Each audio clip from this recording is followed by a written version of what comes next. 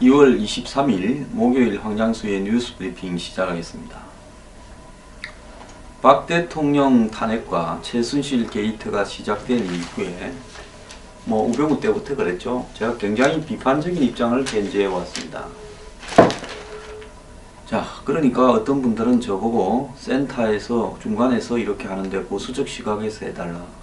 제가 지금 평론을 하는 부분이 보수적 시각에서 하지 진보적 시각이나 좌파적 시각에서 하고 있습니까?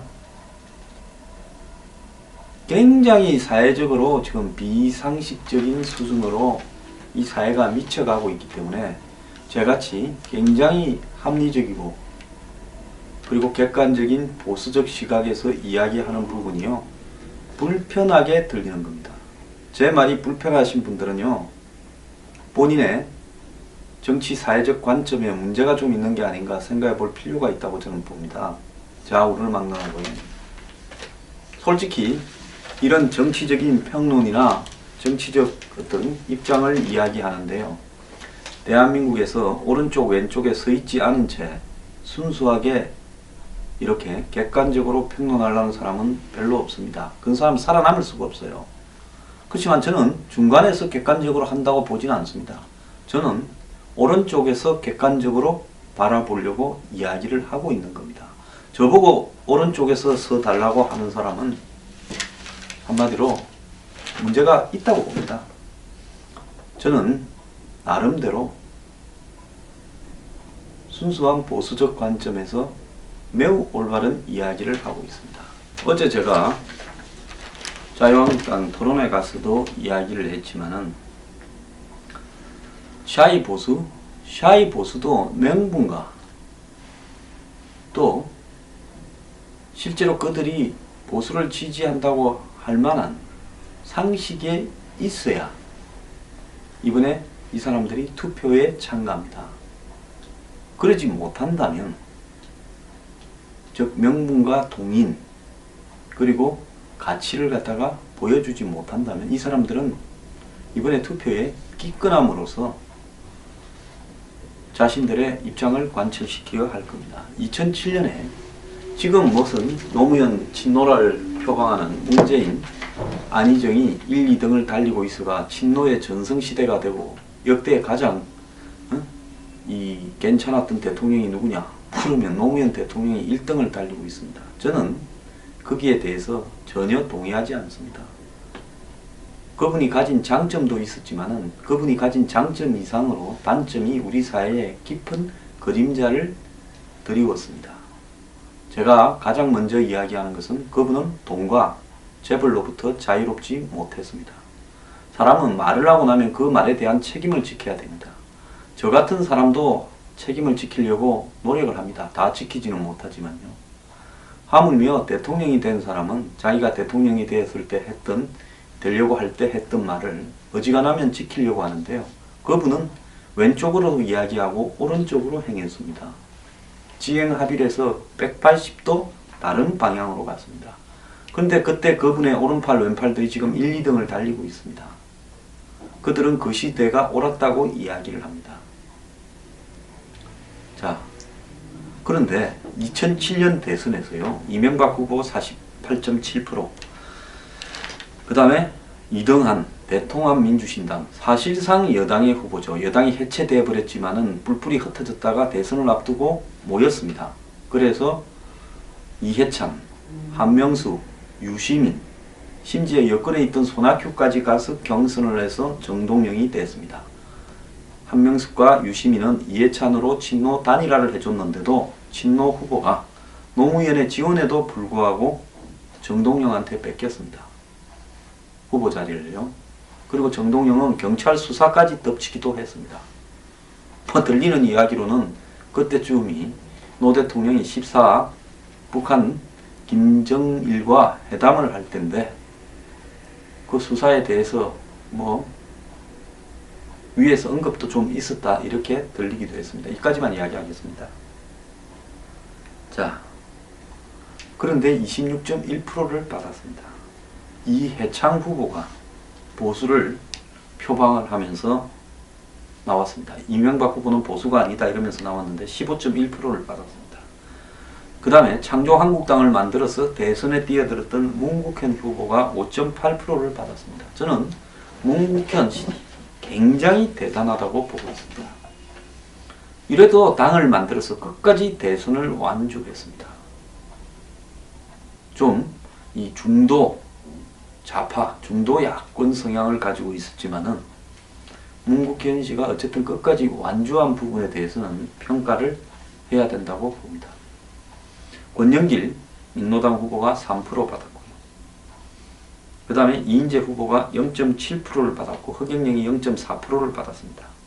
여기에 정동영, 문국현, 권영길 이 세 사람을 합치면 35.6%입니다. 보수 후보라고 할 수 있는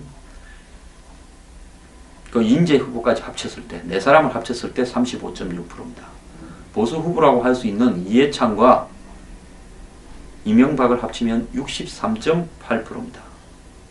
자, 허경영까지 거기 얹은다면 64.2%가 보수고 35.6%가 진보였습니다. 그때 표로 계산하면. 자, 정확하게 65대 35에 가까운 구조로 나왔습니다. 지금 이 정권이 어떻게 될 것 같냐 하면 보수가 이길 거다 11%, 모르겠다 23.9%, 정권이 교체될 거다 하는 게 65%입니다. 그러니까 뭐 보수에다가 모르겠다를 합쳐서 모르겠다를 억지로 샤이 보수라고 우긴들 35%가량이 되고 35대 65입니다. 이게 2007년 대선 결과하고 정확하게 거의 일치하는 부분입니다. 자, 그래서 지금 사이 보수라고 이야기하는 부분은 지금 황교안 요즘 뒷걸음치고 있습니다. 누구는 황교안에 대해 과도하게 기대하는데요. 저는 황대행이요, 출마를 하려면 정말 행보를 좀 더 분명하게 해야 된다고 보고 있습니다. 이런 식으로 출마해봤자 제가 볼 때 큰 방향을 일으키기 어렵다고 봅니다. 한 보름 전이 절정이었다고 보고 있습니다. 반기문이 들어간 직후가요. 황교안, 유승민, 그리고 남경필, 그리고 홍준표 지사 뭐 나온다고 할까? 그럼 이인재 무슨 김문수까지 다 끌고 모아서 합쳐도 20%가 안 됩니다. 그러면 남은 한 15% 정도가 샤이 보수일 수가 있는데요. 이 사람들도 마찬가지로 이대로 대선이 가면 군소정당을 찍어버리거나 기권을 하게 될 거고, 보수 쪽에서 1등하는 후보가 2007년에 정동영이 얻었던 표만큼도 안 나올 거라고 보고 있습니다. 2007년에 친노 지지자들은 안희정이 스스로 패족이라는 말을 했고, 친노 지지자들은 다 내가 친노한다는 이야기를 못하고 숨었습니다. 그리고 상당수는 아예 선거를 안 했습니다. 친노 핵심들이 선거를 안 했습니다. 정동영이 찍어주기 싫다고요. 그야말로 대선에서 저도 이렇게 질 수 없는 참패를 했습니다. 그리고 투표율이 이때 매우 낮았습니다. 70년대 초반 이후에 약 한 20년 만에 직선제를 처음 해서 이 대통령 참여 열기가, 선거 참여 열기가 매우 높았습니다. 89.2%. 그 다음에 김영삼, 김대중, 그리고 정주영이 계룬, 그때 박찬종 씨도 나왔죠. 선거에 81.9%였습니다. 그리고 김대중 대통령이 이해창을 이길 때, 이인재도 출마했을 때 15대가 80.7%였습니다. 그리고 노무현 대통령이 당선되던 이해창을 이길 때, 그때 정몽준이 나와서 들어갈 때 70.8%였습니다. 그리고 17대 이명박 대통령이 아까 말씀드린 당선될 때 그 2007년 대선에서 63%였습니다. 참고로 지난번 박근혜 대통령이 당선되던 18대 대통령 선거에서는 투표율이 75.8%였습니다. 그러니까 역대 최저의 투표율을 기록했다는 겁니다. 이때 투표장에 안 간 사람들 다수가 야권 지지자였을 겁니다. 그래서 제가 오늘 이 이야기를 하는 부분은 뭔가 하면요, 이런 식으로 가게 되면, 보수가 이런 식의 선거를 가지고 가게 되면 대선은 질 수밖에 없다. 지는 것도 그냥 지는 게 아니라 참패를 할 거다. 이런 상황에서 샤이 보수를 그냥 막연히 앉아서 기다리는 것은 히틀러가 45년 3월 말에 벙커에 앉아서 있지도 않는 군대, 전멸해 가는 군대가 자기를 구하러 올 거라고 착각을 할 때와 비슷한 현상입니다. 일단 지금 핵심적 보수 쪽의 한마디로 지지층이나 리더들은 현실 부정을 하고 있습니다. 샤이 보수가 구원할 거다. 그리고 탄핵이 기각이 될 거다. 3월 1일 날 수백만으로 거리를 채우면, 지금 스스로가 200만, 300만이라고 이야기를 하니까 실제로 그런 거라 생각을, 이제 자기 확신이 드는 겁니다. 많은 부분들이 오시고 점점 늘어난다는 것 인정을 합니다. 탄핵 기각이 20%까지 올라갔다는 것도 인정을 합니다. 자, 거리에 한 1000만 명을 채운다고 탄핵이 인용되고 기각이 되겠습니까? 탄핵이 국회에서 통과되는데 거리의 시위가 역할은 했지만은 시위 때문에 탄핵이 인용된 건 아닙니다. 국회의원들도 양심이 있고 체면이 있는 사람이라서 인간인 이상 양심과 체면 때문에 어쩔 수 없이 망설일 때 시위가 영향을 조금은 미쳤죠. 이게 망해갈 때는 현실을 부정하게 됩니다. 히틀러처럼요. 끝까지 죽기 전까지 뭐가 어디서 하늘에서 기적이 날 거라고 착각을 합니다. 지금 정확하게 자유한국당이나 바른정당도 마찬가지입니다. 현실 부정의 상태에 있다라고 보고 있습니다. 샤이 보수가 구원해 줄 거다. 탄핵이 기각될 거다. 탄핵이 기각될 거라는 건 자유한국당과 태극기를 든 분들 이야기죠. 냉철하게 현실을 객관적으로 보면 탄핵이 기각될 가능성은 거의 제로라고 봅니다. 누가 저보고 그러대요. 황장수, 탄핵 기각되면 너 한번 보자. 많이 보십시오. 저도 책임질게요. 탄핵이 인용되면 그렇게 말씀하신 분들은 앞으로 제 방송도 보지 말고요. 좀 당분간 조용히 사십시오. 그렇다고 제가 탄핵을 지금 여기 와서 몫을 받아서 인용되라고 구슬하고 싶은 마음이 있는 것도 아닙니다. 저도 마음이 착잡합니다. 현실을 있는 대로 이야기하면 분명히 그렇다라는 이야기만 해주는 겁니다. 정신 차리라고요. 두 번째는 이제 기우제를 지내는 단계입니다. 인디안이 기우제를 지내면 비가 온다. 왜? 비 올 때까지 기우제를 지내니까요.